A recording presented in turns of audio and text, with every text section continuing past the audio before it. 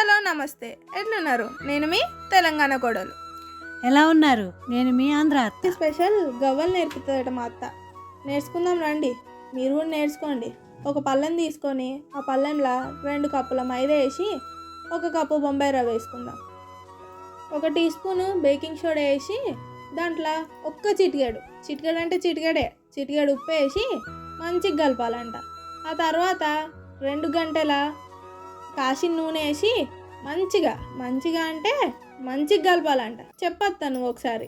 పిండంతా బాగా కలిసేలా కలిపి ఇప్పుడు దానిలో గోరువెచ్చని నీళ్లు పోసి చపాతీ ముద్దలాగా కలుపుకోవాలి. అర్థమైందా? అర్థమైంది అత్త. అది కాదత్త, వేడినీళ్ళు ఎందుకు పోయాలన్నావు? మరి చన్నీళ్ళు పోసుకుంటే అయిపోతుంది కదా. చన్నీళ్ళు పోసుకుంటే గట్టిగా వస్తాయి, అదే గోరువెచ్చని నీళ్లు పోస్తే గవ్వలు క్రిస్పీగా ఉంటాయి. అందుకని గోరువెచ్చని నీళ్లు పోసుకొని పిండిని మెత్తగా కలుపుకోవాలి. పిండిని మెత్తగా కలుపుకొని దాని మీద ఒక గిన్నె మూత పెట్టి 10 నిమిషాలు పక్కన పెట్టుకోవాలి. సరే అత్త. ఇప్పుడు పిండిని ఇలా చిన్న చిన్న ఉండలుగా చేసుకొని పక్కన పెట్టుకోవాలి. ఇదిగో చూడు, ఇక్కడ పక్కన ఉంది, దాన్ని గవ్వల బల్ల అంటారు. దాంతో ఒక్కొక్కటి ఇలా గవ్వలుగా చేసుకుని అన్నీ ఒక పక్కన పెట్టుకోవాలి. పెట్టుకుని చూస్తున్నావా? చూస్తున్నాను అత్త. చూడు, తర్వాత నువ్వే చెయ్యాలి మరి. సరే అత్త, నేను చెప్తా ఆగత్తా. చెప్పు. ఒక పెద్ద కడాయి తీసుకొని ఆ కడాయిలా 1 ప్యాకెట్ నూనె వేసేసుకుందాం. వేసుకున్నాక ఇప్పుడు నువ్వు చేసిన గవ్వలన్నీ దాంట్లో వేసి ఏంపాలి కదా.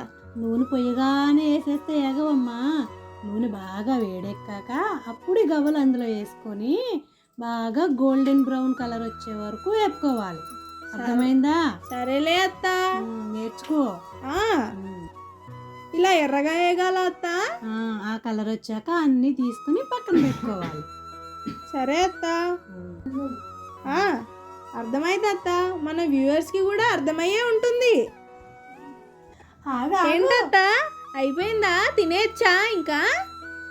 ఆగాగు, అప్పుడే తినేయకూడదు. వీటిని పంచదార పాకం పట్టుకొని ఆ పాకంలో వేసుకొని అప్పుడు చల్లారిన తర్వాత తినాలి. అయితే పాకం ఎలా చేయాలో చెప్పేయి తొందరగా మరి. మరి చూద్దు గనరా. ఇప్పుడు పొయ్యి మీద ఒక గిన్నె పెట్టి 2 కప్పులు చక్కెర పోసి 1/2 కప్పు వాటర్ పోసి బాగా మరగనివ్వాలి. బాగా మరగడం అంటే తీగ పాకం వచ్చే వరకు చూసుకోవాలి. తీగ పాకం రావాలంటే కొంచెం సేపు వెయిట్ చేయాలి. వచ్చిన తర్వాత 2 యాలకులు పొడి చేసుకొని, చూస్తున్నావా పాకం ఎలా వస్తుందో? అలా రావాలి పాకం, అలా రావాలి. తీగ పాకం అంటే అలా కొంచెం లైట్గా ముద్ద కట్టేటట్టు చూసుకొని అప్పుడు ఆ పాకం వచ్చినట్టు దానిలో 2 యాలకులు పొడి చేసి అందులో వేసుకోవాలి. పాకం అయిపోయింది. ఇప్పుడు ఆ పాకం తీసి మనం చేసుకున్న గవ్వల మీద పోసి 2-3 సార్లు అటు ఇటు తిప్పితే పాకం మారిపోద్ది. అప్పుడు గవ్వలు రెడీ. ఓహో, అంతేనా అత్త? ఇంత ఈజీగా ఉందా? తినడం కూడా అంతే ఈజీగా ఉంటుంది. అయిపోయిందా? ఇవేనా గవ్వలు? అయితే ఇవే గవ్వలు. చాలా బాగున్నాయి.